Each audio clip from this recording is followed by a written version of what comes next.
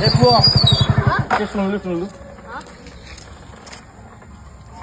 ଏଠି ସେ ରବୀନ୍ଦ୍ର ବେହେରାଙ୍କ ଘର କୋଉଠି କହିପାରିବ?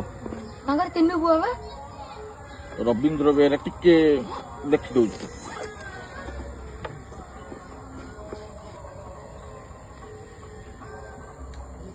ହଁ ରବୀନ୍ଦ୍ର ବେହେରା ତା ତିନି ପୁଅ। ହଉ ଚାଲ ମୁଁ ଦେଖେଇ ଦଉଛି ଆସ। ଆଉ ଟିକେ ବସୁନ ସେ ଦେଖେଇଦବ। ବସିଲ?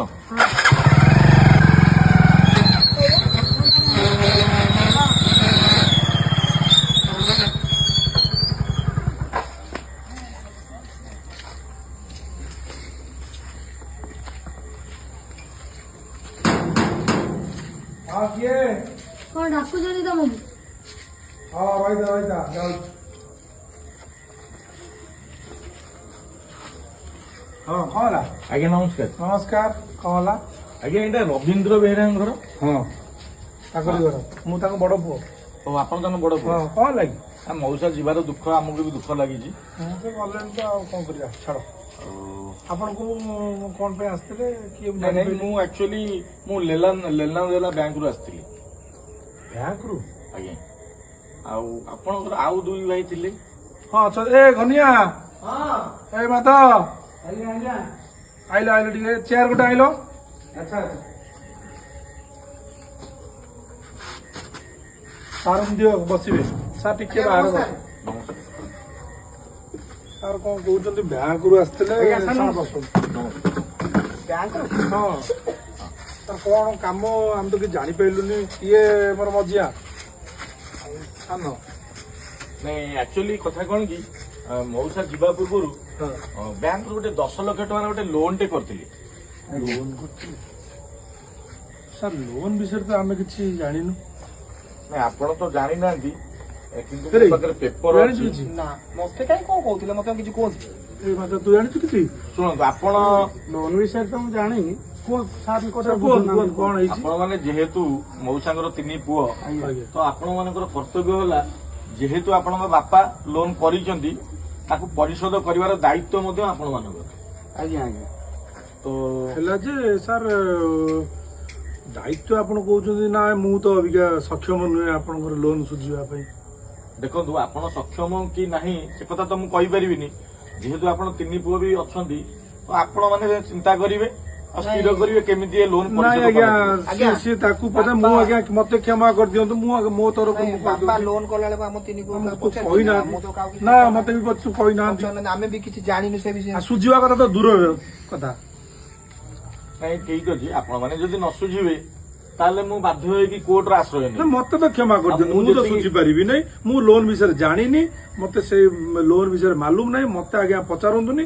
ଯଦି ଏମାନଙ୍କର କଣ ଇଏ ଯଦି ବୁଝିବ ବୁଝିବ। ମୋର ଆଜ୍ଞା ଖରାପ ମୁଁ ସେ ଧନ୍ଦାରେ ପଶିବିନି। କାରଣ ମୁଁ ମତେ ଆଜ୍ଞା କିଛି ଦେଇନାହିଁ କରିବି। ଟଙ୍କାଟା। ଯଦି ଆଣିଥିବେ ମତେ କାହିଁକି ନାଇଁ, ଟଙ୍କା? ମତେ ବି ଜଣେଇ ନାହାନ୍ତି। ମୁଁ ବି ଜାଣିନି ଲୋନ୍ ବିଷୟରେ। ମୁଁ କେମିତି ଆପଣଙ୍କୁ ମୁଁ ଜାଣିନି ସେ କ୍ଲିୟର ଟିକେ କଣ କହୁନାହାନ୍ତି? ନାଇଁ ଦେଖନ୍ତୁ ଆଜ୍ଞା ମଉସା ଯୋଉ 10 ଲକ୍ଷ ଟଙ୍କା ଲୋନ୍ କରିଥିଲେ ଆଜ୍ଞା ଆପଣ ମାନେ ଯଦି ତାକୁ ପରିଶୋଧ ନ କରିବେ ତାହେଲେ ମୁଁ ବାଧ୍ୟ ହେଇ କୋର୍ଟର ଆଶ୍ରୟ ନେବି। ଆଜ୍ଞା। ସେଥିରେ କଣ ହବ ନା ମଉସାଙ୍କର ବି ଇଜ୍ଜତ ମତ ଯିବ ଆପଣ ମାନଙ୍କର ବି ଇଜ୍ଜତ ମତ ଯିବ ମାନ ସମ୍ମାନ ଯିବ। ଆଜ୍ଞା ସେଇଟା ଆମେ ବୁଝୁଛୁ ଯେ ଗଲେ କଣ ହବ ଆଜ୍ଞା? ମୁଁ କରିପାରିବିନି। ସିଏ ଯଦି କଣ କରିବ କୋର୍ଟ କଚେରୀ କଥା ଶୁଣନ୍ତୁ। ତାହେଲେ ଠିକ ଅଛି ମୁଁ ଆପଣ ମାନେ ତ ଯଦି ନ ଦେବା ପାଇଁ ଇଚ୍ଛା ନାଇଁ କରୁଛନ୍ତି ସାର୍ ବସନ୍ତୁ ଟିକେ ବସନ୍ତୁ ମୁଁ ଆସୁଛି ଟିକେ ବସନ୍ତୁ। କଣ ବସନ୍ତୁ। ହଁ, ସିଏ ଯଦି କଣ ତାର ବୁଝିବ ଆପଣ ତାକୁ କଣ କଥାବାର୍ତ୍ତା ଆଗ ଚଲାନ୍ତୁ। ଯଦି ସିଏ ଜାଣିଥିବ କଣ ଲୋନ୍ ବିଷୟରେ ଆମେ ବି ଜାଣୁ ତାକୁ ସାନ ପୁଅ ହିସାବରେ ଯଦି ବାପା ତାକୁ ଦେଇଥିବେ ଦେଇଥିବେ କଣ କାଗଜ ପତ୍ର ସେ ଜାଣିଥିବ। ଆମେ ବି ଜାଣୁ। ସାର୍ ଶୁଣନ୍ତୁ, ମୋ ବାପା ଏଇ ଗାଁର ନାମୀ ଦାମୀ ଲୋକ ଥିଲେ। ହଁ ସେଇଟା ତ ମୁଁ ବହୁତ ଜାଣିଛି। ନ୍ୟାୟ ହିସାବରେ ସିଏ ଯାଇକି ବସନ୍ତି। ଆଉ ଯେହେତୁ ଲୋନ୍ ଟା କରିଛନ୍ତି ତାକୁ ସୁଝିବାର ଆମ ପୁଅ ମାନଙ୍କର ହଉଛି କର୍ତ୍ତବ୍ୟ। ହଁ ତ ମୋ ଖାଲି ପାଖରେ ଆରେ ସେଗୁରା ସବୁ ତ ଆମେ ଜାଣିଥିଲେ କଣ ସୁଝିବା କଥା କି ଚିନ୍ତା କରିବା। ଆଉ ମନକୁ ସତରେ ସାର୍ ହେଇଛି କି ନ ହେଇଛି ଆସୁଛନ୍ତି, ହେଇଛି ଜାଣିଛ? କି ନ ହେଇଛି ସାର୍ ସାର୍ ସେ ସାର୍ କାଗଜ ପତ୍ର ଦେଖେଇଲେଣି। ଆଉ କଣ ଦେଖେଇଲେ- ଆମେ ବାପାଙ୍କ ନାଁରେ ସେ ମିଛ ଦେଖେଇଲେ କହିବେ? ଆମେ ତ ଭେରିଫାଏ କରିବା ଟିକେ ବ୍ୟାଙ୍କ ଯାଇକି ନା ନାଇଁ ଯଦି ସେମିତି। ସେ ଆଣିକି ଥିବ ହଁ ତୁ ଯଦି କାଗଜ ପତ୍ର ଦେଇଦେବେ ଯଦି ବାପା ନାଇଁ କିଛି ନାଇଁ ମତେ କହିଛନ୍ତି ତ କିଛି ଦେଇନାହାନ୍ତି। ଦେଇନାହାନ୍ତି ଆଉ ଯଦି ତୁ ଉପରେ କଣ ପଡୁଛି କଥାବାର୍ତ୍ତା କରିବୁ କର। ଆମକୁ ସେଥିରେ ଦେଇନାହାନ୍ତି, ପୁରା ଉପରେ ପଡି କାହିଁ କଥା ନା କରୁଛୁ? ଆମକୁ ସେଥିରେ ପୁରା ନାହିଁ। ତୁ ତୋର କଣ କରିବା? ସାର୍ ସାନ ହେଇକି ଶୁଣନ୍ତୁ, ରହ। କିଛି ସିଏ ତାଙ୍କ ଶୁଣିବା କିଛି ଦରକାର ନାହିଁ। ଆମର ଯାହା ହେଇଛି 50,000 ଆପଣ ରଖନ୍ତୁ। ଯେତିକି ବି ଲୋନ୍ ଅଛି ମୁଁ ଚେଷ୍ଟା କରିବି 15 ଦିନରେ ସୁଝିବା ପାଇଁ ବୁଝିପାରିଲେ ଆଜ୍ଞା ଆପଣ ବ୍ୟସ୍ତ ହେବେନି ମୁଁ ନିଶ୍ଚିନ୍ତ ସୁଝିଦେବି ଆଜ୍ଞା ଜାଣିଥିବ ଆଉ ନହେଲେ କାହିଁକି 50,000 ଟଙ୍କା ରଖନ୍ତୁ ଆପଣ 50,000 ଟଙ୍କା ଆଗ ପ୍ରଥମେ ରଖନ୍ତୁ। କାହିଁକି ସେ ପା ଦେଲା ଆପଣ ସୁଝିବ ପୁଣି ନାଇଁ ପ୍ରକୃତ କଥା ହେଲା ମଉସା ଯିବା ପୂର୍ବରୁ ଆମ ବ୍ୟାଙ୍କରେ ଗୋଟେ 10 ଲକ୍ଷ ଟଙ୍କାର ଫିକ୍ସ ଡିପୋଜିଟ୍ କରିଥିଲେ।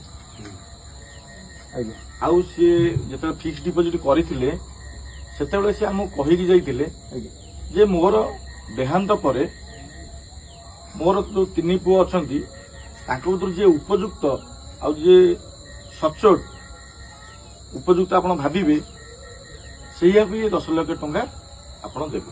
ହଁ ମୁଁ ତାହେଲେ ମୁଁ ବଡ ପୁଅ ହିସାବରେ ମୋର ଯେତିକି ଭାଗ ହବ ବଡ ଆପଣ ପୁଅ କଣ ଦେବେ। ଆମେ 3 ଭାଇ ଅଛୁ, 3 3 ଭାଇଙ୍କୁ ଭାଇ ଭାଗ ଦେବେ ଆଉ। ବଡ ପୁଅ କଣ 10 ଲକ୍ଷ କଣ ଆଇନାନି ଆପଣ କଥାଟା ବୁଝିପାରିଲେନି। ଆଉ ବୁଝଉନାହାନ୍ତି ମଉସା ଯେତେବେଳେ ଗଲେ ବ୍ୟାଙ୍କରେ ଯେତେବେଳେ ଫିକ୍ସ ଡିପୋଜିଟ୍ କରିଥିଲେ ସେତେବେଳେ ମଉସା ଗୋଟେ ଲିଖିତ ଭାବରେ ଦେଇଥିଲେ ଆଜ୍ଞା ଯେ ମୋର ଯେ ଉପଯୁକ୍ତ ଯାଉ ପୁଅ ଭାବିବେ ଆପଣ ଆପଣ ତାକୁ ଦେବେ।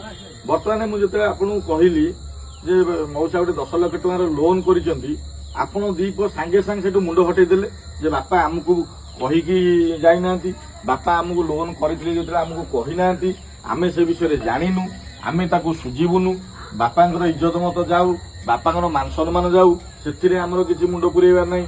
ଆପଣମାନେ ଏମିତି କହିକି ମୁଣ୍ଡ ହଟେଇ ଦେଲେ। କିନ୍ତୁ ତାଙ୍କର ସାନ ପୁଅ ଯିଏ ସେ ଦେଖନ୍ତୁ ସେ ବାପାଙ୍କର ମାନ ସମ୍ମାନ କଥା ଚିନ୍ତା କଲେ, ବାପାଙ୍କର ମାନ ସମ୍ମାନ ଯାହା ତାଙ୍କର ବି ମାନ ସମ୍ମାନ ସେଇଆ, ବାପାଙ୍କର ଯଦି ମାନ ସମ୍ମାନ ଚାଲିଯିବ ସେ ତାଙ୍କର ନିଜର ବି ମାନ ସମ୍ମାନ ଚାଲିଯିବ ବୋଲି ସେ ଅନୁଭବ କଲେ। ସେଥିପାଇଁ ସେ କହିଲେ କି ନାଇଁ ବାପାଙ୍କର ବାପା ଯଦି ଲୋନ୍ କରିଛନ୍ତି ତାକୁ ସୁଝିବା ଦାୟିତ୍ୱ ଆମ ମାନଙ୍କର ସେ ହୃଦୟଙ୍ଗମ କଲେ। ଆଉ ସେ ନିଜେ ବି ପ୍ରତିଶ୍ରୁତି ଦେଲେ କି ମୁଁ ମାସେ ଭିତରେ ଲୋନ୍ ସୁଝିଦେବି। ତ ମତେ ଲାଗିଲା କି 3 ପୁଅ ଭିତରୁ ପ୍ରକୃତ ପୁଅ ହଉଛି ସାନ ପୁଅ। ସେଥିପାଇଁ ସାର୍ ଆପଣଙ୍କୁ ଏ 10 ଲକ୍ଷ ଟଙ୍କାର ଫିକ୍ସ ଡିପୋଜିଟ୍ ମୁଁ ଦଉଛି, ଆଜ୍ଞା ଆପଣ ତାକୁ ୟୁଟିଲାଇଜ କରିବେ। ସାର୍ ଏଇଟା କଣ ଠିକ କାମ କଲେ ଆପଣ?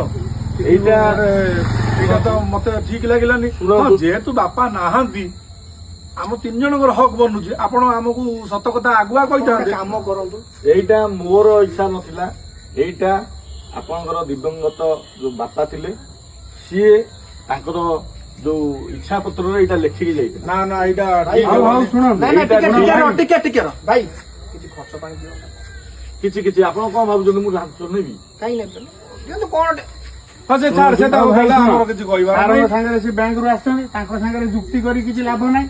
ଯେହେତୁ ବାପା ରଖିଛନ୍ତି ଆମେ ବସିକି ଘରେ କଣ କଥା ହେଇଯିବା। ମୁଁ କଣ ଆଉ ଏକା ସବୁ ନେଇ ଛାଡ ସାର୍ ଆପଣ ଯାଆନ୍ତୁ। ସାର୍ ଆପଣ ଆମେ ଯଦି କିଛି ଭୁଲ ଆଜ୍ଞା, କରିଥିବୁ ଆସନ୍ତୁ, ନମସ୍କାର ରହିଲୁ ନମସ୍କାର ଆପଣମାନଙ୍କୁ ଏତିକି ଆମେ ଭିଡ଼ିଓ ମାଧ୍ୟମରେ ଅନୁରୋଧ କରୁଛୁ, ଯଦି ଭିଡ଼ିଓଟି ଆପଣଙ୍କୁ ଭଲ ଲାଗେ ତ ନିଶ୍ଚିତ ଭାବରେ କମେଣ୍ଟ କରିବେ, ସେୟାର କରିବେ, ଲାଇକ୍ କରିବେ।